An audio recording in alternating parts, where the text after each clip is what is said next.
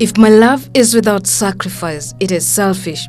Such a love is better, for there is exchange of love and devotion in return for something. It is conditional love. These are the words of Sadhu Vaswani. In Kawangware's Zonye Road, we meet a man whose life describes what sacrifice is, a life that is totally sold out to the street children, the homeless and the poor, not because he has, but due to the calling that is within him. This is a man that is not only a friend to the people, but also to the birds and animals, hence the big family. I'm Pastor Enos Ouma. I come from Uganda.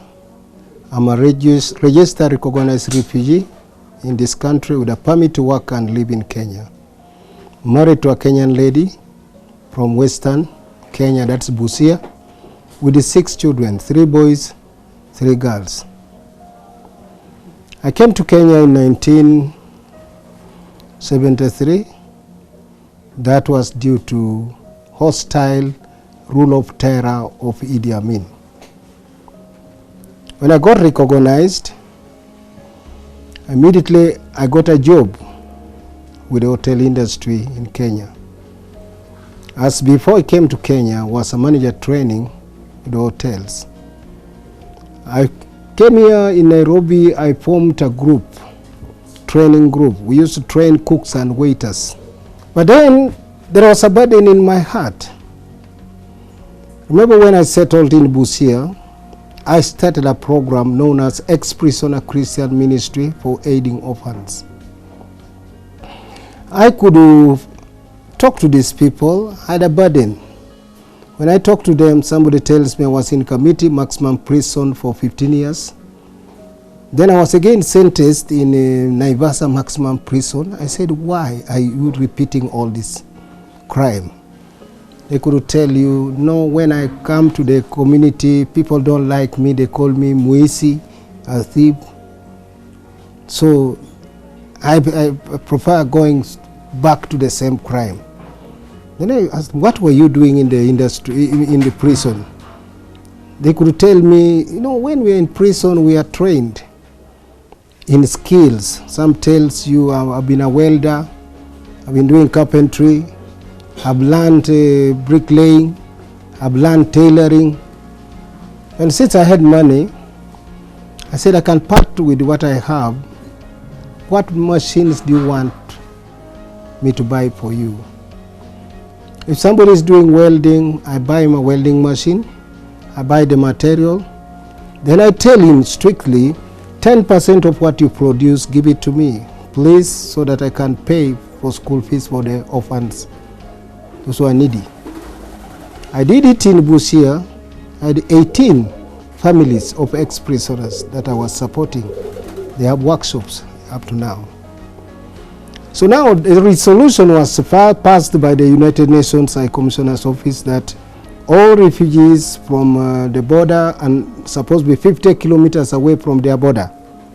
So I was supposed to settle in Kisumu. Then I decided to come to Nairobi. So when I came to Nairobi, but still the call was heavy on me. I could see these young boys moving up and down.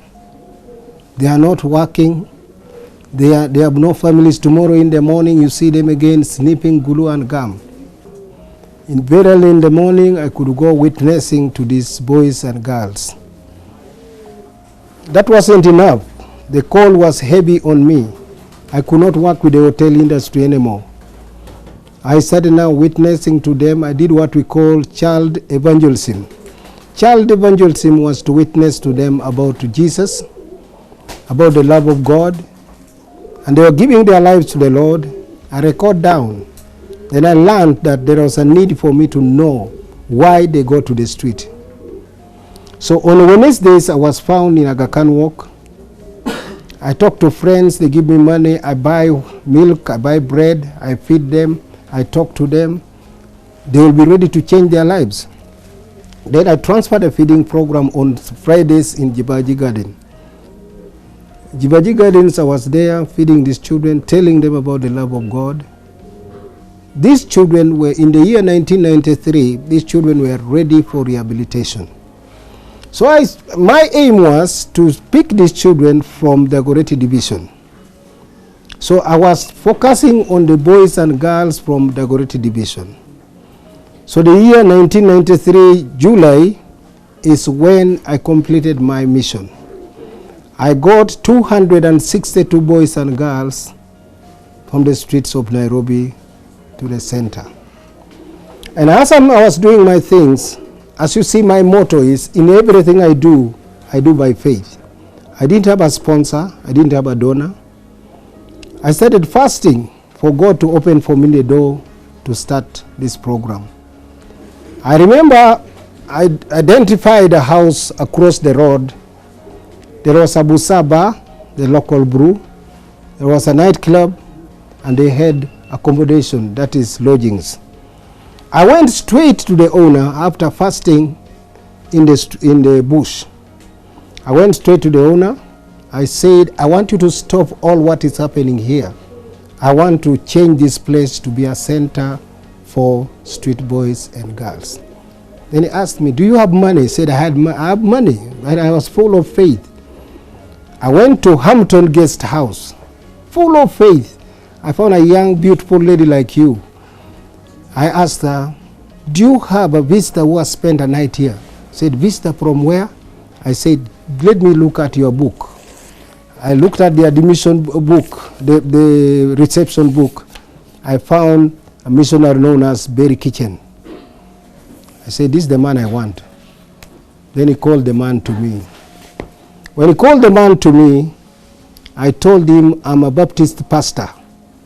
I have collected the children from the streets of Nairobi. Now they're in the Dagoretti corner, so I need rent. He said, how did you know that I'm a Baptist missionary? I said, it's not me. God has sent me to you. He said, I'm a Baptist missionary. I have 8 churches in the U.S., so I've collected money, which I'm going to give you. He went to his hotel room and brought a briefcase, opened it, then he told me, how much money do you want? I said, I want 126,000. When he counted the money, it was 126,000 shillings Kenya money. I say, we paid that money, and we told the owner to start renovating the place. That is how I started the home. Remember, I did not have beds, mattresses, blankets, bed sheets, but then I didn't have money for feeding these children. I went to the bush again for 2 days, fasting. When I finished, the Lord led me to another missionary. I didn't do accounts, and I reached him. He asked me, how much money do you want? I said, I want 75,000 shillings per week. How did you know that I have 75,000? I said, it is not me, it is God who has sent me to you. Then he said, I will be giving you 90,000 per week because you're a man of faith. I said, thank you. So I could send the administrator to the center on every Monday with the receipts. He is given money, we buy food for the children or feed the children. So the year 2000, the Lord commanded me to start my own high school. That is how I started National Hidden Talents Academy. So you may ask me, what does a hidden talent mean to me, to you? A hidden talent is a national program that taps and nurtures talents in academics, sports, and games. Then you have things like music. I could have not mentioned the music, but I have people who are doing music. I have people like Ringtone. Ringtone was brought to me when I was a very young boy by women from Dagoretti Market. People like Dennis Oliech. In athletics, we have people like Helen Obiri, he's a world beater. We have Mary Gaitan, he's a world beater. We have people like Moses Masai, these are world beaters. There is a problem here, challenges that I'm facing. Not all these boys and girls come back to support me. I used to complain, but the Lord humbles me that I need my glory. Time will come. Definitely time comes that when few of them from Nairobi come back to says thank you. But the rest, like now, the athletes and footballers, the footballers who have responded back to me are Denis Oliech and Cheche. I remember Cheche came to me. The man at the gate asked him, "What is your problem? Why are you crying?" He was shedding tears. He said, "No, God has commanded me to come and bring money for the dad." Then I told him, "Let him come in." When he came in, he gave me 64,000 shillings. Then I made a certificate for him. This equally to Denis Oliech did the same. But I'm telling you, the rest, like now, Helen Obiri and other Mary Gaitan, they are very rich people, millionaires. They don't respond back to me. So you may ask me, how do you live with all these children? I could have introduced the program to you first, that I'm caring for 487 boys and girls. And I'm also commanded to do a rehabilitation program. I have boys who had joined Al-Shabaab group from Coast. I call them ex-prisoner ministry. I have those boys who have been on drugs for long. They are with me. Those who are under rehabilitation, either in the street, from the street, or those who are taking drugs, or those who are joined Al-Shabaab group. That is what we are doing in this program. Eric Ochengo Yugi, mzaliwa ya hapa Dagoretti Corner, Jamhuri Showground, Jamhuri Park. Ndio nitoke kwetu niende street, kulikuwa na challenge dogo za kinyumba. Haikukuwa ni umaskini, baba alikuwa anaweza.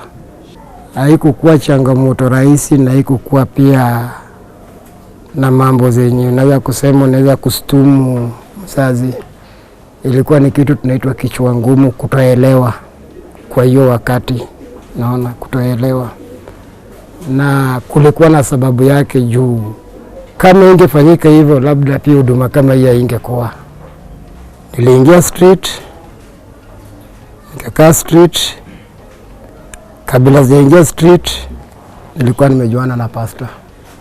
Kabla sijaingia street, nilikuwa nimejuana na pastor. Pastor alikuwa anafuga hizi sungura. Ili ni attract kwake sana tena. Wakati huduma ilikuja, ministry ikikuja, nilikuwa kwa mkono wa pastor, ambapo mimi ni kijana wake wa kwanza kwa huduma. Hakuna mwingine wa kwanza, ni mimi wa kwanza, na labda niko mpaka wa leo hii. Bahati nzuri pastor akaanzisha ministry fulani inajiita feeding program. Feeding program kupatia watoto wa mtaa chakula kila Saturday. Ambapo kila mtoto akaweka mentality, lazima Saturday tungekutana kwa uwanja mahali fulani. Sasa hapo ndilikuwa kazi rahisi kusanya watoto wote pamoja. Ikafika wakati hakuna mtoto atatafutwa. Ikifika Saturday tunakutana mahali fulani sisi wote, na lazima hata yeye atakuwa. Shughuli ilikuwa inaendelea hivyo kwa feeding program. Wakati tumeingia hapa tukachange jina. Yaani tumeona better life kuliko mali tulikuwa. Anyway tulikuwa tunalive by faith. Mali imefika, mtu yoyote anaweza kuchoose Kenya anataka kufanya, Kenya anaweza kutamani kufanya, kukua nayo kwa maisha yake. Mali sahi wako, juu wako is a better life. Anyway we need more help. Tunataka usaidizi zaidi juu kuna mambo nyingi hatuna. Mimi nafurahi bado nawaona wako. Wanakuja, wanaenda. Kila mtu anatoka na bahati yake yenye amekuja kuchukua, anaenda nayo. Hiyo ni furaha kubwa sana. Enos not only gave the children shelter, but was keen to what they loved, hence developing and molding them into talented youngsters. Since this was a calling, he got connected to people that were willing to come in, hence accomplishing his mission to reach out to the society. My names are Jose Awaga, or Coach Deo. I'm a coach of soccer girls at National Hidden Talents. My names are Collins Tiago Malenya, coach Hidden Talent Boys. Okay, I first met the director, Pastor Enos when I was a coach at National Bank of Kenya. That was the year 2006, when 2 boys were training with my team. It happened that the 2 boys were street children, so I decided to know where they were coming from. It's then that they told me that they were from this area of Dagoretti, National Hidden Talents. That's when I had that passion to come now to meet the director, and we talked, and I started coaching the girls soccer team that has now moved on to propel in Dagoretti. Currently the girls are the defending champions in girls football in the sub-county level at Dagoretti. We are doing very well in football. We've nurtured the girls, and right now we are at the development stage where these girls can now play to national level. They can even play to Harambee Starlets. Some have moved to play in the Premier League for girls. We have challenges with the girls soccer because a girl has all the needs that she requires. We've tried, but our pastor has really done a lot to make these girls whom they are today. She has actually provided all the necessary needs that a girl child can need. She has done that, buying all the equipments the girls need. The only challenge that we actually need support from the government to equip the girls with the playing kits, to equip the girls with the playing boots, so that the girls can propel and actually give Kenyan coach an easy time to move with the girls. My first meeting with Pastor Enos was at a local club here called Green Santos. There we played, but they won that tournament. As a player, I was playing as a player then, but my second meeting was at Alliance High School, where I was the coach of Alliance High, and we managed to beat them. And that's when after leaving work there at Alliance, he told me to come back here and try and help his center to grow to a higher level. And since then I've been here for like 3-4 years, and in that time we've managed to make some of the players to develop to our local leagues around here. Some are even playing in the Premier League, and luckily enough there are some greater ambitions that some will even go to abroad and feature in some teams for trials.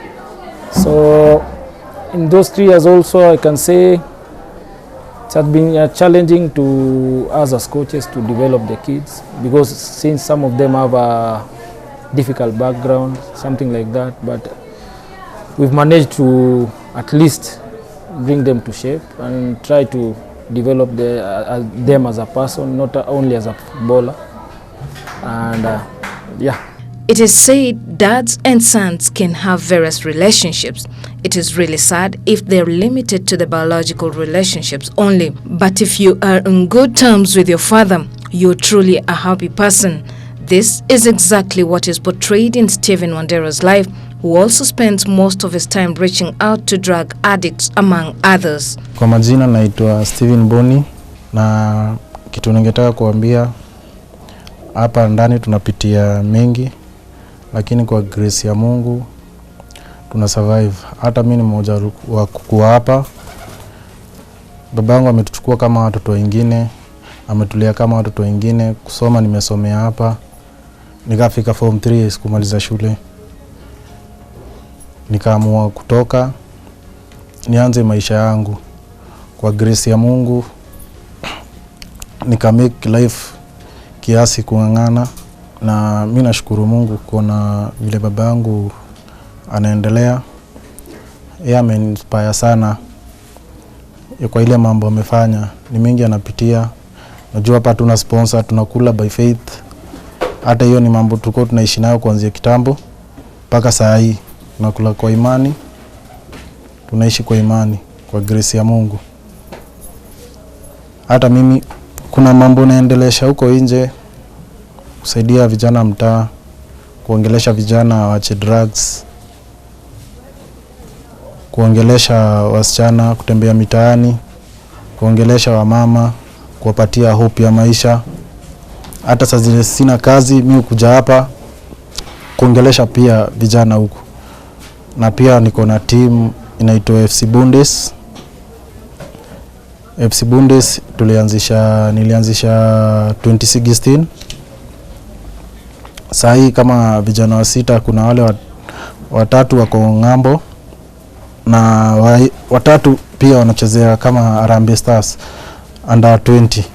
Na bado iko mradi tulianzisha ng'arisha mtaa.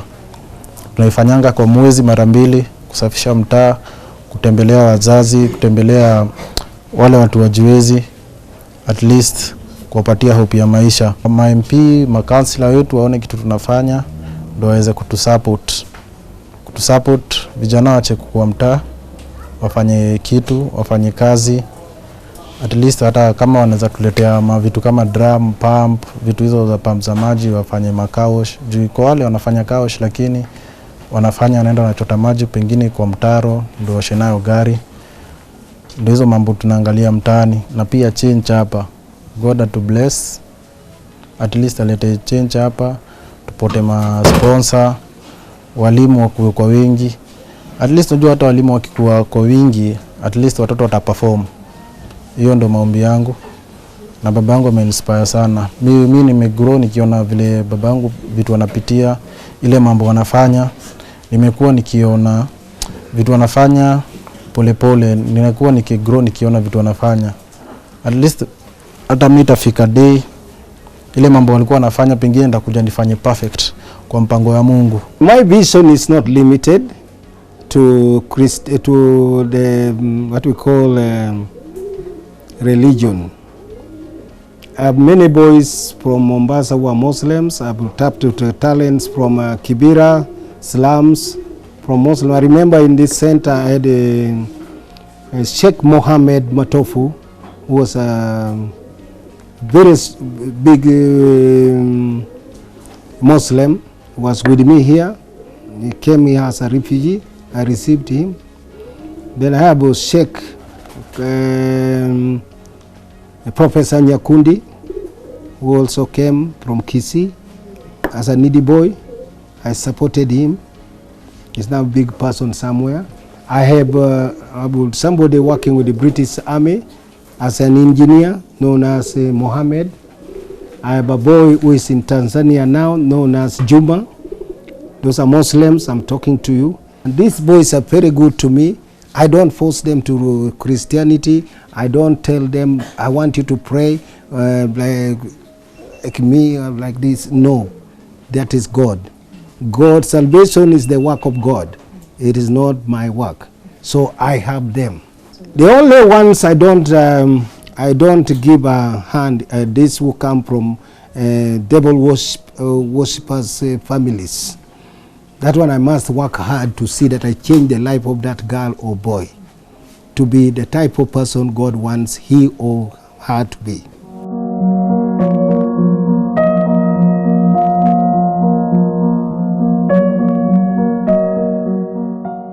My word of encouragement is that this ministry, the ministry we are running today, is totally run by God. And let me tell you something here. You cannot do this type of work unless you have got a call from God. That many people have tried to run street children programs and they collapse. But I want to encourage them that there is hope for those that God has set for that hope. And since we are giving hope to the hopeless, let me say that somebody who is trying to run this type of program should seek clearance from God. And when you run this program, when you have been set to the hand of God, you'll find it very easy. I give you a word of example and a challenge that when you take care of an orphan, one boy or one girl in your house, and you teach that child to reach God, through prayer, please, life becomes so easy. We have everything that we do here, we do by faith, and we don't have specific donors. We have God commanding people to come and feed us. I sometimes take food on credit. When I take that food on credit, God commands people from all over to come and support me. So I am saying God is not limited. And I have seen that everything is possible with God. These street boys and girls can change at any time. You only go and talk to them. My word of encouragement and also advice to these cultures, communities that have got very bad culture, that when the father dies, the woman is sent away with the children. I ask them to, at least, that child, the father has died, needs you. Please take care of that family.